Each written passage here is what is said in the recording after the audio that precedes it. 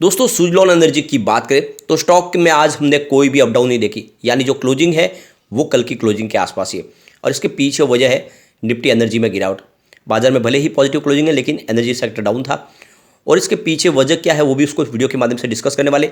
लेकिन अब हमारा बजट आने वाला है और बजट में ग्रीन एनर्जी सेक्टर को क्या राहत मिल सकती है, क्या अनाउंसमेंट हो सकता है और इसका क्या फ़ायदा सुजलॉन को मिल सकता है। वैसे अगर देखें तो सुजलॉन एनर्जी के ऊपर गवर्नमेंट पहले से बहुत ज़्यादा मेहरबान है। ऑलरेडी पहले भी इनको एक बड़ी बेल आउट पैकेज दे चुकी है। जब इनका कम से कम 14 अलग अलग बैंकों का सारा कर्ज था वो 2 सरकारी कंपनियों ने अपने ऊपर ले लिया है और इनको एक तरह से बहुत बड़ी राहत दे दी है।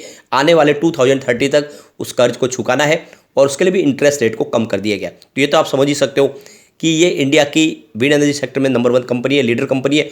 तो ऐसी कंपनियों को गवर्नमेंट को आगे बढ़ाना ही होगा, प्रमोट करना होगा, क्योंकि 2030 तक 500 गीगावाट की कैपेसिटी को इंस्टॉल करना है ग्रीन एनर्जी के माध्यम से। और कंपनी विंड एनर्जी के अलावा सोलर एनर्जी में भी एंट्री कर चुकी है। तो बहुत सारी बातें जिसको इस वीडियो के माध्यम से डिस्कस करेंगे। साथ में यहाँ पे फाइनेंशियल ईयर 2023 के लिए टॉप 10 स्टॉक सजेस्ट किए गए जिनमें इन्वेस्टमेंट किया जा सकता है, आने वाले समय अच्छा रिटर्न देखने को मिल सकता है, उसमें सुजलॉन भी शामिल है। तो इन सारी बातों को समझेंगे इस वीडियो के माध्यम से। सबसे पहले अगर हम BSE सेंसेक्स की बात करें तो आज 61,294 के स्तर पे क्लोजिंग दिए, जहां पे हमने 126 पॉइंट की तेजी देखी है, यानी 0.21% अप था हमारा BSE सेंसेक्स।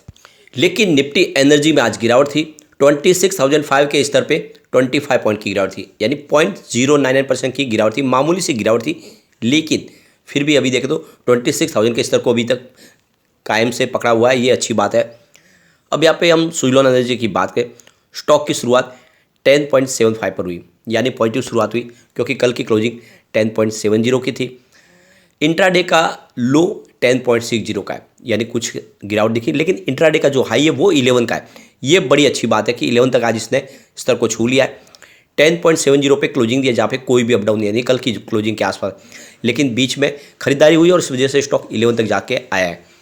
अब यहाँ पे आप देख सकते हो कि पिछले 6 महीने में जिसने भी सुजलॉन में इन्वेस्टमेंट किया है उसको बम्पर रिटर्न मिल रहा है, करीब 75% का, क्योंकि स्टॉक 6 रुपीज़ के आसपास था 4 जुलाई 2022 को। तो ये समझ सकते हो एक तरह से उनके लिए मल्टीबैगर साबित हुआ है। और पिछले दिनों ये 12 तक जाके भी आया। ऐसे एक तरह से देखें तो 6 महीने में स्टॉक दुगुना हुआ है। जिसने भी निवेश किया उसका पैसा यहाँ पे डबल होता हुआ दिखाई दे रहा है। सिर्फ 1 मंथ की बात के स्टॉक में अभी फिलहाल 7% की तेजी है। 10 के आसपास स्टॉक था 5 दिसंबर को। और अगर हम यहाँ पे 5 डेज़ की बात करें, स्टॉक में 7.54% की हमें तेजी देखने को मिल रही है। कुल मिला के रिटर्न काफ़ी अच्छा है। वॉल्यूम को देखें तो पिछले 1 महीने पहले इसका 33 करोड़ का वॉल्यूम था, 9 करोड़ की डिलीवरी उठाई गई थी। 1 वीक पहले इसका 18 करोड़ का वॉल्यूम होता और यहाँ पे 5 करोड़ की डिलीवरी उठाई गई थी। कल 15 करोड़ का वॉल्यूम होता, 4 करोड़ की डिलीवरी उठाई गई थी और आज 17 करोड़ का वॉल्यूम हुआ। तो वॉल्यूम अच्छा खासा है और आप देख ही सकते हो कि वॉल्यूम के मामले में टॉप 5 में बना हुआ है। वॉल्यूम में ये नंबर 3 पे था पूरे बाजार में। अब यहाँ पे देख सकते हो कि बाजार में कोई खास तेजी नहीं बन पा रही। इसके पीछे वजह है एफआई बाजार में फिलहाल बिकवाल बने हुए। उनकी बिकवाली बड़ी नहीं है लेकिन फिर भी अभी फिलहाल वो खरीदारी नहीं करे। पिछले कुछ ट्रेडिंग सेशन हम देख रहे हैं एफआई लगातार बिकवाली कर रहे हैं। और जैसे कि उनका निवेश सुजलॉन एनर्जी में भी है तो वहाँ पर भी उनकी तरफ से कुछ प्रॉफिट बुकिंग हो सकता है क्योंकि स्टॉक ऊपर की तरफ है। आप देख सकते हो आज एफआई ने 3077 को बीच का नया इन्वेस्टमेंट किया, लेकिन सामने 3705 को बीच की बिकवाली कर दी। से उनकी जो बिकवाली निकल के आ रही है वो 628 करोड़ बीच की है। डीआई ने बाजार को संभाला है। आज उन्होंने 5243 रुपीज़ का नया इन्वेस्टमेंट किया, सामने 4890 रुपीज़ की बिकवाली की। इस तरह से उनकी जो खरीदारी है वो 350 करोड़ रुपीज़ की है। तो ये तो आप समझ ही सकते हो कि बाजार में अभी भी डीआई तो बायर बने हुए लेकिन एफआई अभी इस समय प्रॉफिट बुक कर रहे हैं। और इसके पीछे वजह है कि हमारा बाजार लगभग ऑल टाइम हाई के आसपास है और ऐसे में उनको लगता है कि जब विश्व के दूसरे बाजार 10 से लेकर 20% डिस्काउंट पे मिल रहे तो इंडिया का बाजार इस समय ऊपर है, तो इसकी जो वैल्यूएशन उनको थोड़ी सी हाई लग रही है। लेकिन ऐसी बात नहीं है। सबसे बड़ी बात यह है कि IMF उनके हेड का उनका कहना है कि आने वाले समय में फाइनेंशियल ईयर 2023 में विश्व के ज़्यादा से जो प्रॉब्लम है वो US और चाइना और यूरोपियन कंट्रीज़ को ज़्यादा प्रॉब्लम होने वाली है। तो ये तो समझ सकते हो कि उसका बेनिफिट इंडिया को मिल सकता है, क्योंकि वहाँ पे अगर प्रॉब्लम होगी, स्पेशली अगर चाइना को प्रॉब्लम होती है तो चाइना के बाद एशिया की जो सबसे बड़ी कंट्री है हर तरह से हर मामले में तो वो इंडिया ही है। तो अपॉर्चुनिटी इंडिया के लिए निकल के आएगी। ऐसे में हमारा बाजार अच्छा परफॉर्म कर सकता है। और वैसे भी बाजार के लिए फाइनेंशियल 2023 के लिए 70,000 का यहाँ पे सेंसेक्स का स्तर बताया गया कि यहाँ पे आने वाले समय में 70,000 का स्तर देखने को मिल सकता है। तो बिना डरे यह इन्वेस्टमेंट किया जा सकता है। अब यहाँ पे फाइनेंशियल ईयर 2023 के लिए अनुज गुप्ता IIFL सिक्योरिटीज की तरफ से 10 मल्टीबैगर स्टॉक सजेस्ट किए गए जिनमें आपको इन्वेस्टमेंट करने पे आपका इन्वेस्टमेंट दुगना हो सकता है। तो जो सबसे ऊपर है उनका सुजलॉन एनर्जी ही है, जहाँ पे उनको इस समय खरीदारी की उन्होंने सलाह दी है और 4 रुपीज़ का स्टॉप लॉस लगाने के लिए कहा है। इसका जो टारगेट दिया गया वो 20 रुपीज़ का, यानी आने वाले समय इसकी जो प्राइस है वो आपको दुगना होती हुई दिखाई दे सकती है। फिलहाल 10 के आसपास स्टॉक है। सेकेंड उन्होंने जो स्टॉक सजेस्ट किया वो है IDFC फर्स्ट बैंक, 38 के स्टॉप लॉस के साथ खरीदारी की सलाह दी है, 100 का इसका टारगेट है। तीसरा जो स्टॉक है उनका रेणुका शुगर्स, जिसमें स्टॉप लॉस 34 का लगाना है और टारगेट 120 का देखने को मिलेगा। फिर NCC, जिसमें 55 के स्टॉप लॉस के साथ में खरीदारी की सलाह दी है, 150 टारगेट देखने को मिलेगा। रेल विकास निगम में 36 के स्टॉप लॉस के साथ खरीदारी की सलाह है, 120 का टारगेट है। PNB बैंक 28 के स्टॉप लॉस के साथ खरीदारी करनी है, 120 का टारगेट देखने को मिलेगा।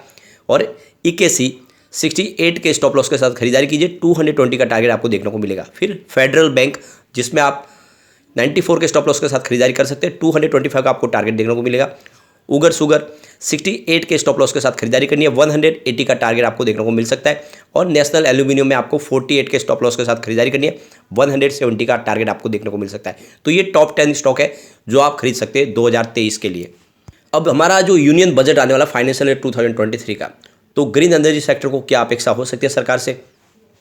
सबसे बड़ी बात है कि सरकार इस समय ग्रीन एनर्जी को बहुत ज़्यादा प्रमोट करी, क्योंकि सरकार ने अपना गोल भी सेट किया है 2030 तक 500 गीगावाट की कैपेसिटी को इंस्टॉल करना है, यानी जो भी इलेक्ट्रिसिटी का कंजप्शन होगा उसमें 50% योगदान ग्रीन एनर्जी के माध्यम से होगा।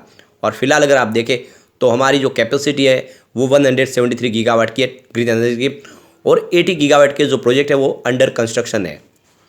अब विंड एनर्जी की बात करें तो यहाँ पे जो कैपेसिटी है उसमें कमी आने लगी, यानी जो इंस्टॉलेशन कैपेसिटी कम होने लगी, उसके पीछे वजह थी। विंड एनर्जी सेक्टर की बात करें तो सरकार ने 2017 में रिजर्व ऑक्शन पॉलिसी लाई, और ये जब से नई पॉलिसी लाई उसके बाद में यहाँ पे जो इंस्टॉल कैपेसिटी है वो कम होने लगी, क्योंकि जो प्राइवेट प्लेयर है उनको इंटरेस्ट कम हो गया, वो यहाँ पे निवेश करने से कतराने लगे। इसके पीछे वजह यह थी कि एक तो जो टैरिफ है उसमें 50% की गिरावट हुई, दूसरी तरफ से अगर देखें तो इसके अंदर बहुत सारे लूप होल थे, और जैसे कि विंड एनर्जी सेक्टर की जो भी इन्वेस्टर है उनको कुछ बेनिफिट नहीं मिल पा रहा था। साथ में अगर आप देखें तो कॉस्ट बढ़ गई थी, कुछ टैक्सेस का भी प्रॉब्लम हो रहा था। इन सारी बातों की वजह से इसको पसंद नहीं किया गया, और इस वजह से कैपेसिटी जो थी वो कम होने लगी। तो अब सरकार ने इस पॉलिसी को बदल दिया है, नई पॉलिसी लाई जा रही है। तो इसकी वजह से आने वाले समय विंड एनर्जी सेक्टर में एक नई तेज़ी की शुरुआत होगी, और हमने देखा पिछले दिनों कि बहुत सारे जो प्लेयर है वो मार्केट में वो नए आने लगे, इन्वेस्टमेंट करने लगे हैं। दूसरा जो सबसे बड़ा प्रॉब्लम था विंड एनर्जी सेक्टर के लिए वो है लैंड एक्विजिशन। उसमें बहुत सारी प्रॉब्लम आती है, तो लैंड एक्विजिशन में बहुत सारा समय लग जाता है, जिस वजह से प्रोजेक्ट बहुत ज़्यादा डिले हो जाते हैं। तो उसके लिए भी सरकार को कुछ पॉलिसी में बदलाव लाना होगा। सबसे जो बड़ी प्रॉब्लम है वो डिस्कॉम की तरफ से, डिस्कॉम है जो अच्छे से रेस्पॉन्स नहीं देते, बहुत ही कम समय पे यहाँ पे जो एनर्जी है उसको बेचना होता है, लेकिन उसके लिए सही प्राइस मिल नहीं पाती। जो नज़दीक के डिस्कॉम है वो उनके साथ में एग्रीमेंट नहीं करते हैं, और इस वजह से भी को अच्छे से वो बेच नहीं पाते। ये सारी जो बातें हैं वो बहुत ज़्यादा प्रॉब्लम है, सही में पेमेंट भी उनको समय पे नहीं मिल पाता। इन सारी बातों को सरकार को ध्यान में देके इस समय इस बजट में इन सारे रास्ते निकालने होंगे, ताकि विंड एनर्जी सेक्टर में ज़्यादा से ज़्यादा निवेश आए। तो यहाँ पे सरकार को इस बजट में एक ठोस पॉलिसी लानी होगी, यानी जो भी रिन्यूएबल एनर्जी के माध्यम से ऊर्जा का इस्तेमाल होगा उसके लिए कोई रास्ते तलाशे जाए, कि जो भी उन्होंने बिजली का उत्पादन किया उसको कहाँ पे उनको देना है, उसके लिए जल्द से जल्द रास्ते बनाए जाए, ताकि इसमें और भी इन्वेस्टर आए और निवेश करें।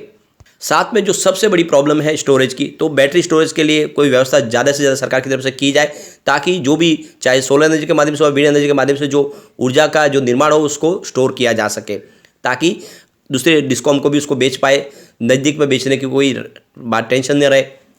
साथ में सरकार की तरफ से उनको टैक्स में कुछ बेनिफिट दिया जाए, साथ में PLI स्कीम और लॉन्च की जाए। ये जो सारी बातें होगी तभी इस सेक्टर में और निवेश आ सकता है। तो यहाँ पे देख सकते हो कि बहुत सारी मांग है इंडस्ट्रीज़ की, और अगर पूरी हो जाएगी तो उसके बाद में आप देख सकते हो कि नई तेज़ी आ सकती है। तो हमें बजट का इंतजार करना होगा। सबसे बड़ी बात है कि सुजलॉन का कामकाज काफ़ी अच्छा है। हमने रिजल्ट देखा है, Q2 का काफ़ी शानदार था। रेवेन्यू इनका 1.43 थाउजेंड को भी निकल के आया था, जहाँ पे 6.23% की ईयर ऑन ईयर बेसिस पे बढ़त देखने को मिली। नेट इनकम 57.43 को भी इसकी थी, जहाँ पे 644% की ईयर ऑन ईयर बेसिस पे हमें बढ़त देखने को मिली।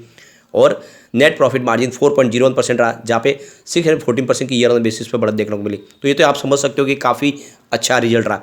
और Q3 भी शानदार रह सकता है। तो ऐसे में आपको सुजलॉन में लॉन्ग टर्म का नजरिया लेकर निवेश करना चाहिए। ये डेफिनेटली एक स्टॉक मल्टीबैगर है जो आने वाले समय आपको मालामाल कर देगा। लेकिन फ्रेंड, कोई भी इन्वेस्टमेंट करने से पहले अपने फाइनेंशियल एडवाइजर से बड़े ले ले या अपना खुद का रिसर्च करें, क्योंकि मैंने वीडियो आपके एजुकेशनल पर्पज के लिए ही बनाया। वीडियो पसंद आए तो लाइक से जरूर कीजिए और चैनल को सब्सक्राइब कर दीजिए। Thank you friend.